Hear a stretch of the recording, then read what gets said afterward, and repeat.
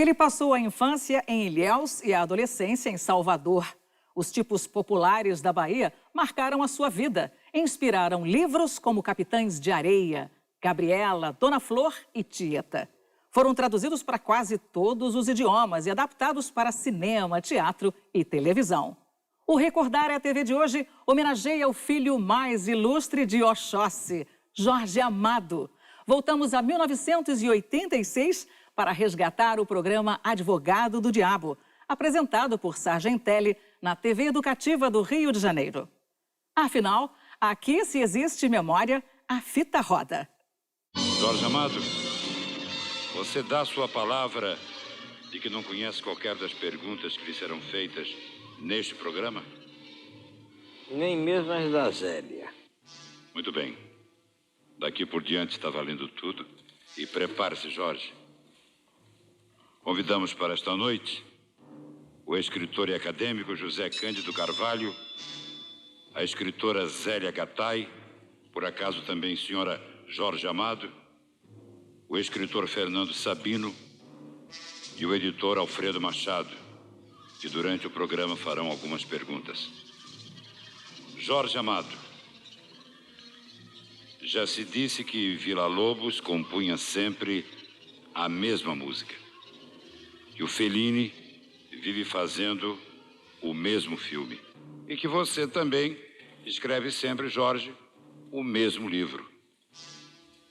Essa repetição de temas é privilégio dos gênios, é, Jorge? Eu não sei se é um privilégio, mas eu escrevo o mesmo romance há mais de 50 anos. Romance da gente baiana, do campo, da região do Cacau, do sertão e, sobretudo, da cidade da Bahia. Da cidade de Salvador, o mesmo romance sempre. Os personagens são os mesmos, os ambientes e os temas fundamentais são os mesmos. Eu creio que é verdade. Agora não sei se é um privilégio ou uma limitação. Pergunta do compositor Dorival Caymmi.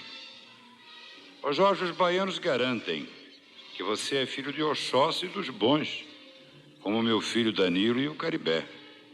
Agora, Jorge, você é mesmo devoto fervoroso dos santos do candomblé ou apenas usa esse charme na literatura, hein? Então, Caymmi tem uma inveja enorme de Caribé, de mim e de Danilo, meu sobrinho. Tem inveja porque nós somos de Oxóssi e ele não é.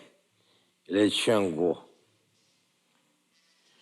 Mas o que eu posso responder a ele é que bem sabe, pois que ele, como Caribé, é meu irmão lá no Axé Opofonjá. Nós somos Obás os três.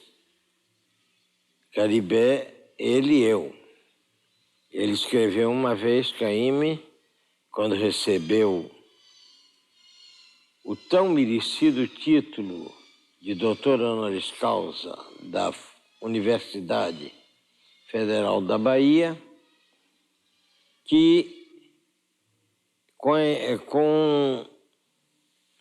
esse título, que fora dado a ele próprio, a Caribé e a mim, o candomblé entrava na universidade finalmente. Pergunta do comediante Chico Anísio. Jorge, foi você quem fotografou na Zélia a possibilidade dela vir a ser uma grande escritora, foi? Não, para falar a verdade, não. Zélia era uma excelente fotógrafa e eu era vítima dessa fotógrafa, continua a ser. Toda hora, fica aí, fique sério, sorria, ande, pare, etc. A ditadura da fotógrafa que eu tenho em casa.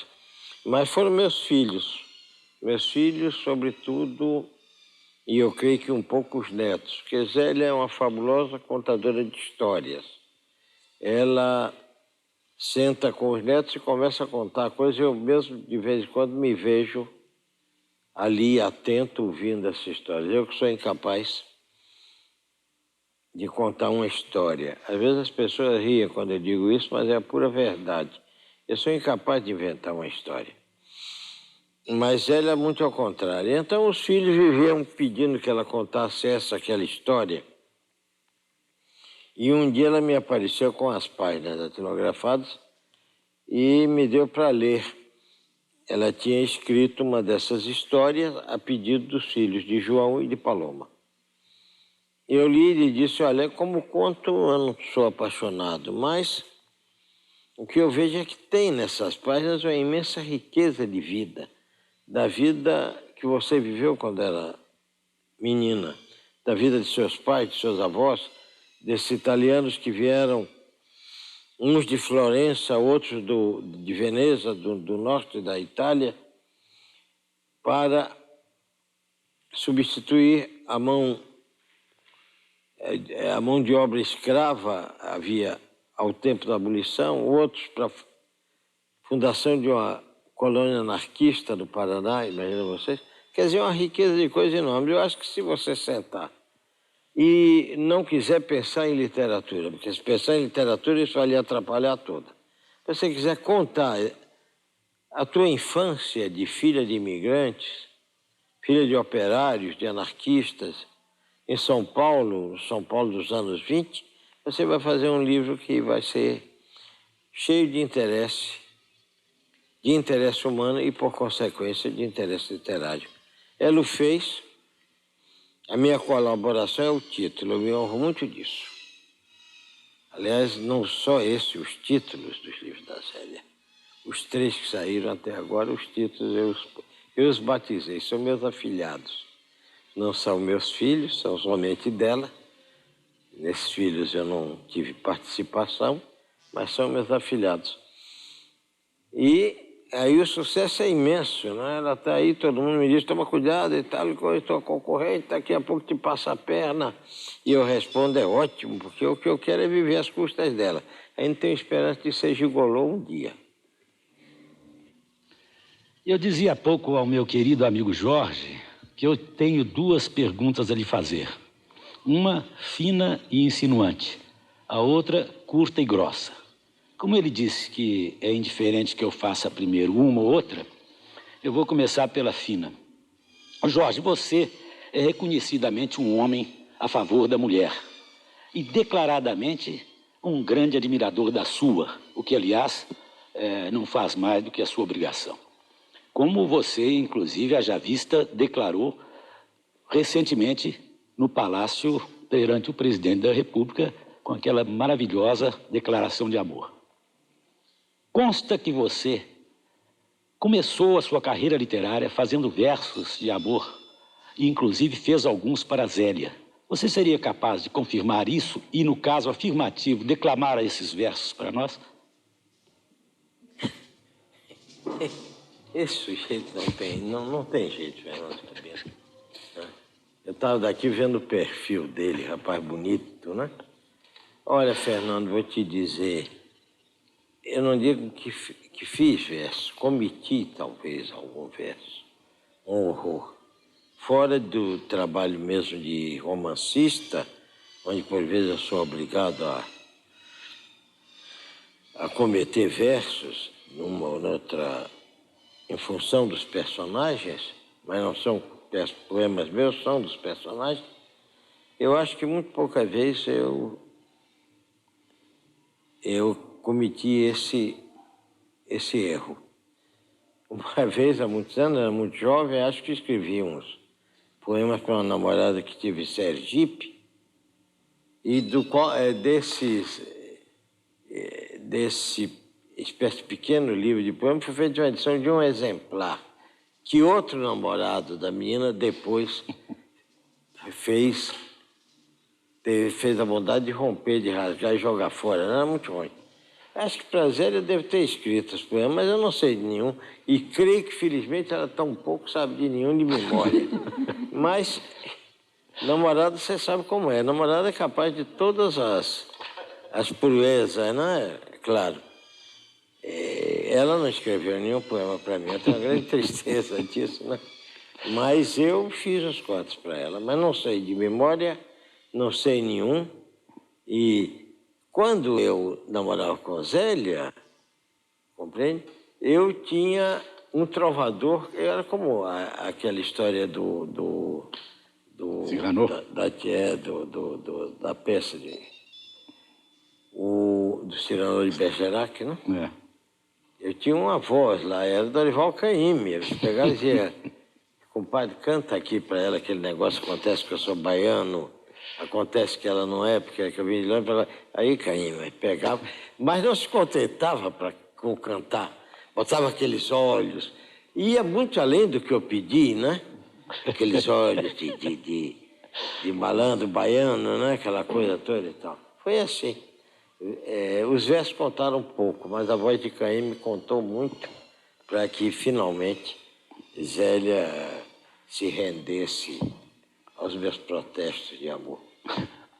Jorge, no Brasil, em que o dono de terra, o fazendeiro, não abre mão nem de ninho de surucucu, o que você acha sobre a respeito da reforma do nosso José Sarney? Reforma agrária. Olha, você vê, eu acho que no Brasil, mesmo no tempo da ditadura, no tempo bem recente da ditadura, a gente podia falar de várias coisas, com mais ou menos coragem ou liberdade, a gente podia falar de vários fatos. O problema da terra, que é o problema fundamental desse país, nunca ninguém podia falar, né? Matavam. Não era problema de prisão, de processo, não é nada. Os donos da terra matavam. Você vê, matavam, botavam na cadeia, prenderam um padre. Olha que, se quando eu era menino alguém dissesse que um padre podia ser preso no Brasil, né, ninguém acreditava, né? No entanto, prenderam padres porque foram lutar para que a terra não pertencesse apenas a um pequeno grupo. Esse problema é o problema fundamental do nosso país, eu creio. É o problema da economia da terra tão atrasada, da posse da terra por uma ínfima minoria da população, de que os homens que trabalham a terra não têm direito aos seus frutos. Não é? Agora, o que acontece? Eu acho uma coisa, Zé Cândido, que ou bem essa reforma agrária vai adiante e é feita, ela vai ser feita em meio a grandes conflitos. Há muitos conflitos. Os fazendeiros não abrem mão, como você disse, não abrem mão de 1 centímetro da terra, inclusive da terra que eles não cultivam e que não nos serve, né?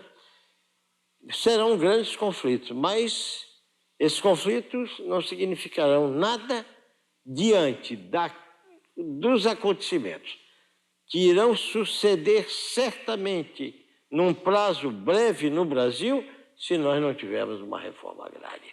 Porque aí nós vamos ter uma guerra civil. E no próximo bloco do Recordar TV, Jorge Amado fala da sua relação com os jovens escritores, do candomblé e da luta dos terreiros contra a perseguição religiosa.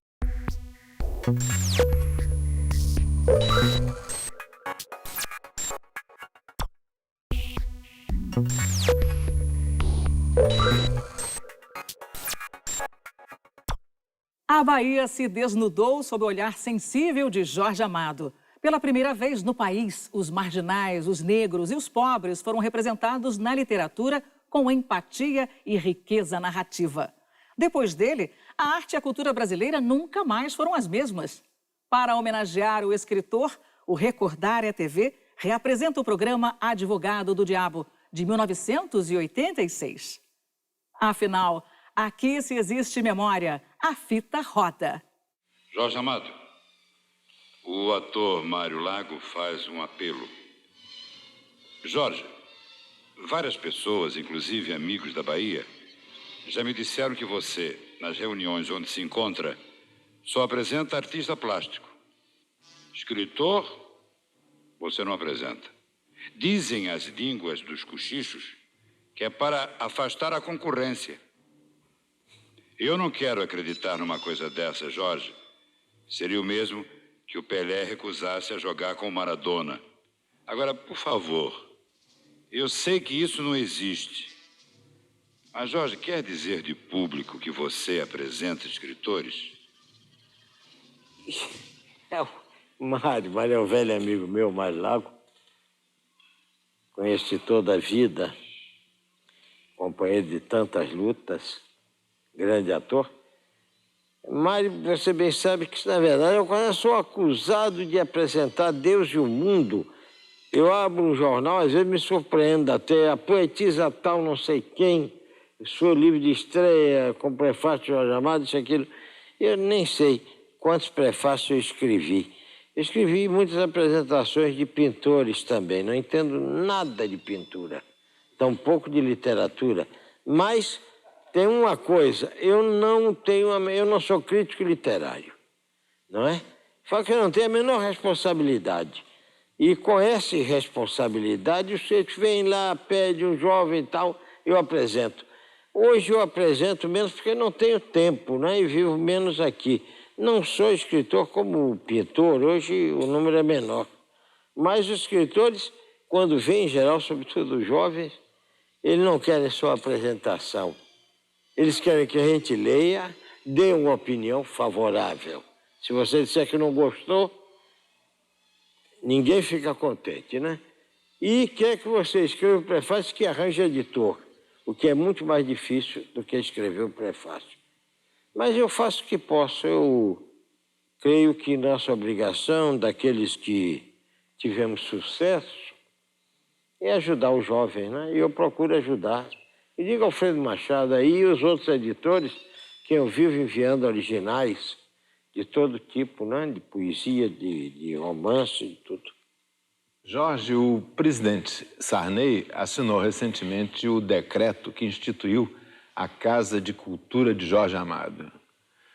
Rapidamente você passou de pessoa física a ser um pouco pessoa física e também pessoa jurídica. Eu queria que você explicasse um pouco melhor o que vai ser essa Casa de Cultura. Vai ser um museu frio, como os outros museus? Vai ser um centro de estudos profundos de literatura? Ou estará aberto a todas as facetas da cultura baiana? Olha, eu pronunciei as palavras na cerimônia no Palácio Planalto para dizer exatamente que tudo que eu desejava é que esta casa, esta fundação a qual deram o meu nome e a qual eu doei todo o meu acervo, todos os meus arquivos, né, um acervo de mais de 50 anos de vida literária, uma longa vida literária, que tudo que eu não desejo é que seja um museu, né? Eu desejo que seja um centro de pesquisa, de estudo, de debate da literatura brasileira, em particular da literatura baiana, da ficção brasileira, da ficção baiana. Isso que eu desejo, contei uma historinha nessa ocasião que talvez explique qual é o meu ponto de vista. O meu irmão James Amado doou para essa casa um Exu, uma escultura de Tati Moreno, um Exu grande que ele tinha nos jardins da sua residência. Ele mudou para um apartamento e mandou o Exu como uma doação para essa casa de cultura. Eu estive lá com o Caribé é minha sombra negra, né? Está sempre, não é presente. Ele e Dorival Caymmi, né? Falam mal de mim, que é um horror os dois.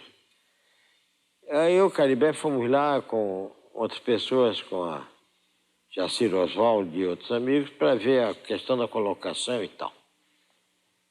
Estava estudando o Exu, vai ficar diante do Largo do Pelourinho, em frente à entrada dessa casa de cultura. E alguém disse assim, você vai botar esse Exu aí, hein? Diariamente vai estar cheio de ebó, né? Galinha preta, não é? Farofa amarela, calçola de mulher, essas coisas que fazem, não é? Os ingredientes dos feitiços ebós. Ele disse, é tudo que eu quero. Porque eu quero que essa casa seja não um museu, uma casa... Museu é uma coisa de morte, né? Do passado, etc., mas uma casa do povo baiano, porque não foi uma homenagem a mim, que foi prestada no dia 2 de julho, uma data muito grata para mim, a independência da Bahia do Brasil, Porque essa independência de 7 de setembro foi muito fajuta, hein? Se nós não expulsássemos os baianos, nós expulsávamos os portugueses, que nos custou quase um ano, né? Esse negócio daquela independência, Dom Pedro I ficava no papel, né? Aliás, ficava no grito e no papel. E por ser aniversário da Zélia, né? Que foi quem mais trabalhou por essa casa. Mas não foi uma homenagem a mim, foi uma homenagem ao povo da Bahia, do qual nasceram os meus personagens, não é? Nasceram todos eles, dos primeiros aos últimos, né? do País do Carnaval aos de Tucaia Grande, nasceram do que eu aprendi com o povo baiano. Foi ele quem me ensinou tudo, e a homenagem a ele. E, sendo uma casa do povo baiano, terá que ser uma coisa plena de vida e jamais um museu. Ô Jorge, você é brasileiro em tudo que escreve, diz ou faz, sem ser dogmático em sua originalidade, em sua liberdade de espírito. Não acha que a fusão de raças, credos, culturas, praticada aqui, em nosso país, pode ser o embrião de uma nova sociedade harmoniosa e conciliatória, capaz até de nos universalizar? Não há duas soluções para o problema de raças no mundo. Há somente uma, que é a mistura de raças, de sangues, de culturas. A convivência de raças, isso e aquilo, todas as invenções que existem por aí, todas elas, sem exceção, conduzem ao racismo. Todas elas. A única é essa que é a experiência brasileira, a sofrida experiência brasileira, iniciada nos tempos de colônia, que vem se ampliando cada vez mais. Novos sangues que se juntam aos sangues iniciais do negro, do índio, do ibérico, do português, fundindo-se numa raça nova, numa nação mestiça, extraordinária. Ainda agora, nos debates da Comissão de Constituição, eu lutei para que a palavra multinacional, quando se falava no Brasil como nação, de cultura multinacional, fosse substituída pela palavra mestiça. Isso é que nós somos e devemos ser orgulhosamente uma nação mestiça, um povo que resulta dessa fusão de raças e de sangues e de culturas. O mais belo povo do mundo, creio eu. Se este programa não fosse o advogado do diabo, e sim o advogado de Deus, qual que você confessaria a ele que é o seu maior pecado e a sua maior virtude? Cuidado para não trocar um pelo outro, hein? Esse programa não é advogado do diabo, coisa nenhuma, são perguntas gentilíssimas, né? Aliás, todos os programas que eu assisti desse advogado do diabo só tem a voz de Sargentelli, né? Tentando ser aquela voz de pergunta. O resto não, são perguntas as mais suaves. Olha, Fernando, eu sou com tantos defeitos, então que é difícil dizer os defeitos. Agora, as virtudes são tão poucas que também é difícil dizer. O que é que eu posso te dizer? Resposta eu acho que eu sou mineiro, um ser cordial. Resposta de mineiro. Hein? Resposta de mineiro. De mineiro. É, não é de baiano. Não é de baiano, né? Mineiro eu tenho aprendido com vocês. Não é por acaso que o Otto é meu guru, né? Eu tenho aprendido com ele. Olha, eu acho que eu sou um ser cordial. Eu sou um homem que, para quem a amizade é a maior coisa que se pode ter na vida, né? Então, isso para mim é realmente uma verdade e sou um homem muito feliz porque sou um homem que tem amigos por toda parte, né? E amigos, realmente, amigos são meus amigos. Agora mesmo tive uma prova disso com esse negócio dessa casa, né? Houve pessoas eminentes nesse país. Vou lhes contar uma coisa porque essa coisa me tocou. Um homem ocupado com coisas como Walter Moreira Salles, quando lhe foi dito que ia haver essa assinatura, e perguntado se ele iria para ser instituidor dessa fundação, ele disse: eu ficaria zangado se não tivesse lembrado de mim. E estarei em Brasília, vou suspender todas as minhas obrigações, todos os meus compromissos para estar lá, para ali estar. Quer dizer, é um amigo que eu vejo muito pouco, não é mesmo? Porque as esferas são diferentes, a esfera de um homem eminente e rico e de um escritor brasileiro. Somos pobres, nós todos, não é? Mas que é uma amizade que vem de há muitos anos, não é? Isso, para mim, é uma grande coisa da vida, é saber que tenho esses amigos por toda parte. E eu creio que seria, talvez, a minha qualidade essa de ser cordial. Quanto defeito você pode ir dizendo aí, porque qualquer um eu tenho, sabe? O Recordária TV de hoje fica por aqui. Até a próxima!